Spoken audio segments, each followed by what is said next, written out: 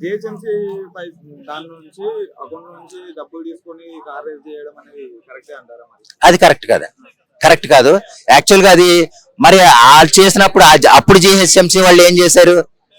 అప్పుడు ఉన్నది వాళ్ళ ప్రభుత్వం. వాళ్ళ ప్రభుత్వం అంటే నేను ఇక్కడ ఆ పాయింట్ మరీ ఎందుకు అడుగుతున్నానంటే, అంటే ప్రభుత్వంలో ఉన్నప్పుడు లేదా అధికారంలో ఉన్నప్పుడు వాళ్ళు ఎన్ని తప్పులైనా చేయొచ్చు అన్నమాట. అంటే అంటే ఎల్లకాలం వాళ్ళు అధికారంలో ఉంటే గనక వాస్తవానికి అంటే ఇంక తప్పులు అనేవి కనపడవు మనకి.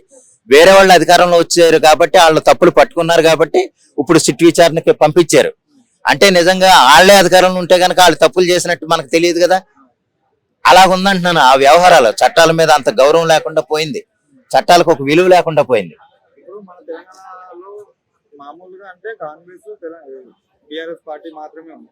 ఇప్పుడు ఈ రెండు ప్రభుత్వాలకు మీద ఇలా ఇలా ఒకళ్ళనొకళ్ళు నిందలు వేసుకోవడం వల్ల బీజేపీకి ఏమైనా బలం చేకూరుతుంది అనుకోవచ్చా? బలం చేకూరుద్దండి. ఇక్కడ ఎలాగంటే ఒక రొట్టె ముక్కకి కోతి కొట్టుకుంటే మూడో కోతి వచ్చిందని ఇది ఎలాగంటే ఏళ్ళేళ్ళు కొట్టుకు చేస్తారో పై నెమ్మదిగా దూరిపోతారు. ఆల్రెడీ బీజేపీ వాళ్ళు సగం దాటి వచ్చేసారు.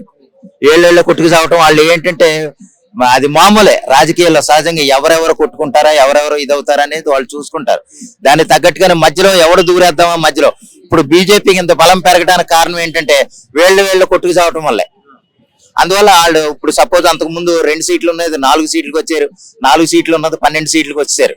అలా ఇంకా వచ్చేస్తారండి. నెక్స్ట్ ఎలక్షన్ లో ఒక అతిపెద్ద పార్టీ కింద వాళ్ళు అవసరమైతే బీఆర్ఎస్ ను కూడా పక్కగెంటి బీజేపీ బయటకు వచ్చేస్తుంది.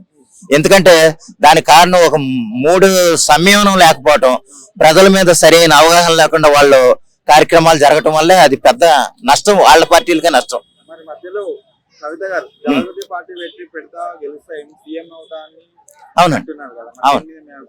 అది ఆశ ఉండొచ్చండి. ఎలాగంటే ఒక జాగృతి పార్టీ అనేది టిఆర్ఎస్ ప్రభుత్వం అంటే కేసీఆర్ గారు అధికారంలో ఉండగా ముఖ్యమంత్రిగా ఉండగా జనజాగృతి అంటే తన కూతురికి తన అల్లుడికి తన కుమారుడికి తన వియ్యంకుడికి రకరకాల కుటుంబాన్ని అన్నిటికీ కూడా అనేక రకాలైన పాత్రలు ఇచ్చేశారు ప్రభుత్వంలో. ఎమ్మెల్యే ఒకళ్ళు లేకపోతే మినిస్టర్ ఒకళ్ళు లేకపోతే అదే విధంగా జనజాగృతి పార్టీ కింద ఒక పార్టీని స్థాపింపజేసి కూతురుకు ఒక పట్టం కట్టేశారు.